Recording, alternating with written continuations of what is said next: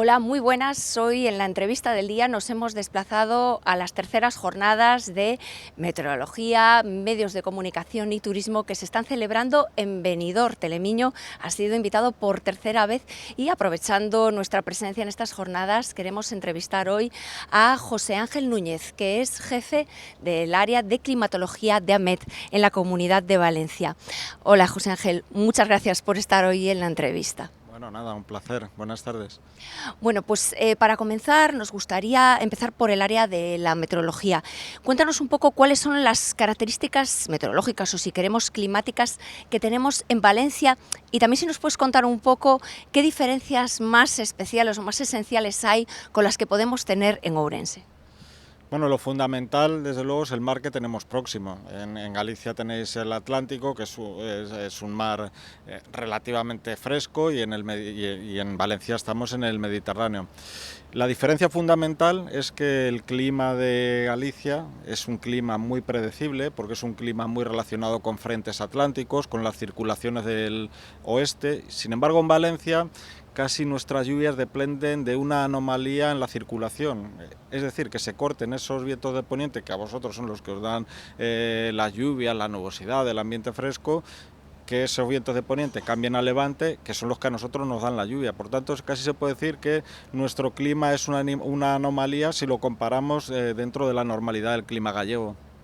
Sí, efectivamente, y además es que precisamente de esa diversidad, ¿no?, en la climatología que tenemos en España hemos hablado mucho en estas jornadas con excepcionales ponentes, y la verdad que una de las cuestiones que se ha hablado mucho estos días es el cambio climático, ¿no?, la evidencia del cambio climático que está aquí con nosotros. ¿En qué área de la climatología aquí de la Comunidad Valenciana es más evidente ese cambio climático?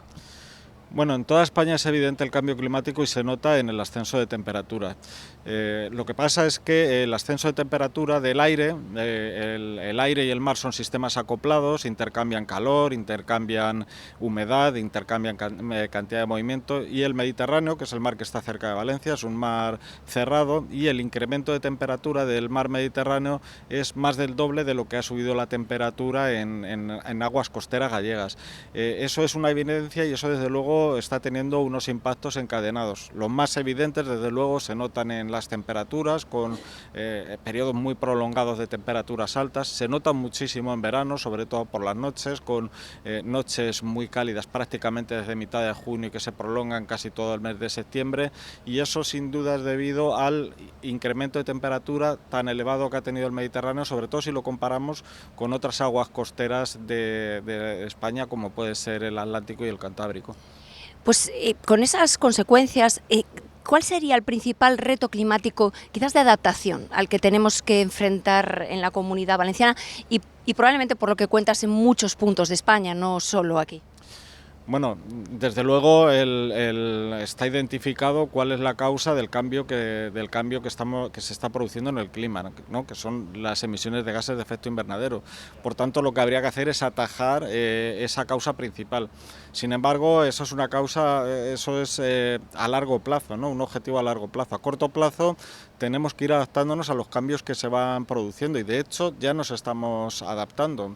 Nos estamos adaptando casi sin darnos cuenta, porque todas nuestras infraestructuras, en fin, antes era muy raro ver equipos de aire acondicionado en las calles, sobre todo aquí en playas del Mediterráneo, ¿no?, donde las brisas se refrescaban bastante. Ahora cada vez se ven más equipos de aire acondicionado.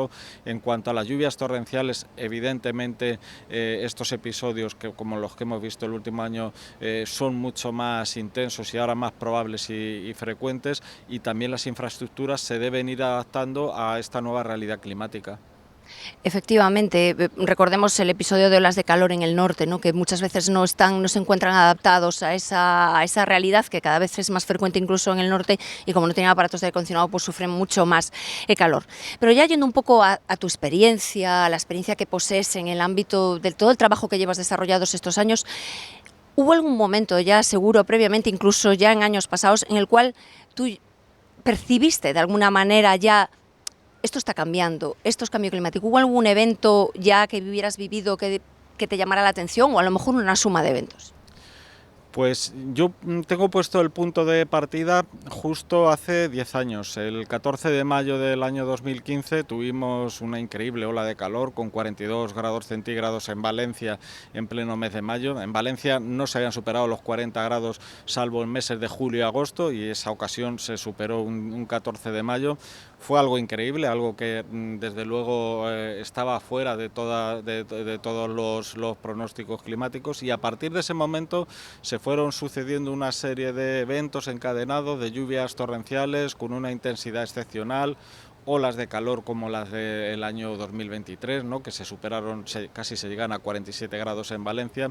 Sobre todo los fenómenos relacionados con el calor y con la menor frecuencia de los episodios fríos son los que sin duda nos están indicando que estamos en un clima diferente, y también sin duda debido a las actividades humanas. Efectivamente, yo no puedo dejar pasar la ocasión de preguntarte, porque sé que estuviste en primera mano cuando pasó la Dana del 28 de octubre y sabemos todo lo que ha pasado, hemos leído mucho sobre todo lo que pasó, pero a mí me gustaría que contaras aquí, Pat Telemiño, cómo fue vuestra experiencia personal en lo vivido, ya no solo la tuya, sino cómo se vivió ese día en Aemet. La preocupación era palpable, no era palpable, fueron muchos nervios, un poco que nos cuentes esa parte más personal, que muchas veces nos vamos a los datos y olvidamos un poco que detrás de esa persona hay personas con sentimientos y que tienen que emitir. Desde luego, o sea que detrás de un aviso rojo hay una cadena de decisiones, y esa cadena de decisiones desde luego no quiero decir que genera angustia, porque al fin y al cabo somos profesionales, pero sí que genera mucho debate, porque dar un aviso rojo supone una serie de decisiones y de avisos a la población y de impacto económico muy importante. Entonces, en tus manos tienes una decisión muy importante. Por ejemplo, una cadena de supermercados valenciana ha anunciado que a partir de ahora, cuando se emita un aviso rojo, va a cerrar sus tiendas. Entonces, claro, el que está en la predicción operativa, que no es una persona, es un equipo, tiene una responsabilidad muy importante, y precisamente en esas ocasiones pues se esmera más en ser lo más preciso posible, y muchas veces desde fuera del sistema no se entiende la tardanza en dar determinados avisos, pero ya digo que está muy relacionado con esa gran responsabilidad que se tiene al tomar este tipo de decisiones. Sí, es comprensible de todo, desde luego, porque eso al final es el inicio de una cadena y que al final diferentes personas van a tener que ir tomando sus responsabilidades y sus medidas.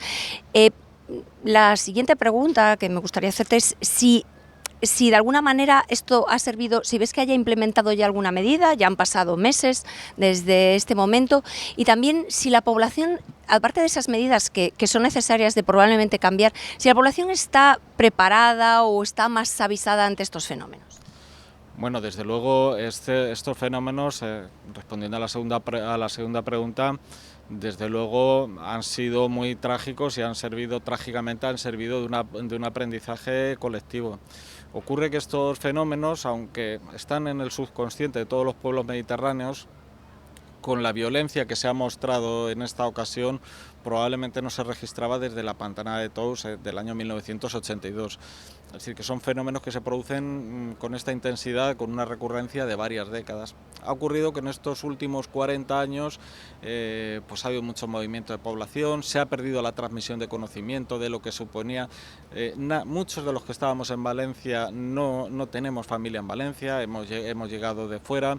Por tanto, no sabíamos cómo reaccionar, no sabíamos el problema que estuvo, porque realmente gran parte de la tragedia se debió a riadas, no se debió a lluvias in situ, es que no llovía en los sitios donde se han producido más víctimas, y en ese caso pues muchos no sabíamos cómo reaccionar. Oíamos que venía el agua, pues la gente bajaba a recoger coches de los garajes, y desde luego esto es un aprendizaje que no se va a olvidar en las próximas generaciones. Ya sabemos cómo se comportan nuestros ríos mediterráneos, que nos asomamos y los vemos siempre secos, paseamos al lado de ellos, que los conocemos porque paseamos, vamos por el campo, pero no conocíamos sus reacciones, y desgraciadamente este episodio sí que nos ha servido pues para conocer sus reacciones y desde luego para saber cómo comportarnos en situaciones así. ¿Crees que tenemos suficiente aprendizaje o nos hace falta mucho más? como ciudadanos me refiero. No, hace falta mucho más, desde luego, hace falta mucho más y en este caso pues los medios de comunicación tenéis una labor muy importante.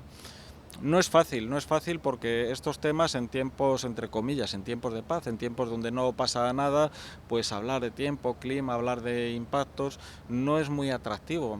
Es fácil hacerlo en los colegios porque es un público cautivo, tenemos ahí los alumnos y entonces se lo explicamos, pero no es una cuestión solo de niños, es una cuestión de adultos, es una cuestión de toda la población y claro, los profesionales que nos dedicamos a la meteorología no tenemos posibilidad de ir pues persona a persona y el medio adecuado sois vosotros y por tanto jornadas así de estas características en las que nos reunimos medio de comunicación, meteorólogos, aficionados, son muy importantes para crear estrategias para ese conocimiento y esos impactos que puede tener que lleguen finalmente a la población. Sí, sin duda, poder, sobre todo, compartir experiencias, compartir opiniones, sin duda, es un camino, yo considero también más que útil. Ya como última pregunta y también con esperanza, ¿no? Mirando al futuro, si imaginémonos un supuesto en el que tuvieras presupuesto ilimitado para poner en marcha una medida que consideraras fundamental de cara, sobre todo, a prevenir situaciones como la que pasó en la Dana o como otras muchas que, según nos indican los expertos y los climatólogos, están por venir, ¿qué medidas se te ocurriría? Bueno, pues no sé, yo creo que enlazándolo con la pregunta anterior, yo creo que el desarrollo humano se ha basado en el conocimiento y en el conocimiento acumulado. Y invertir en conocimiento, invertir en educación, creo que es una buena garantía de que el desarrollo humano continúe, pues, en fin, como hasta ahora, ¿no? Con unos límites de sostenibilidad y de progreso y que desde luego beneficie a todos, ¿no? Que no quede nadie atrás de este desarrollo. Efectivamente que sí. Pues José Ángel, muchas gracias por dedicarnos estos minutos hoy aquí en Benidorm y a todos ustedes pues solo me queda decirles que nos vemos en la próxima cita. Que pasen un buen día, un saludo.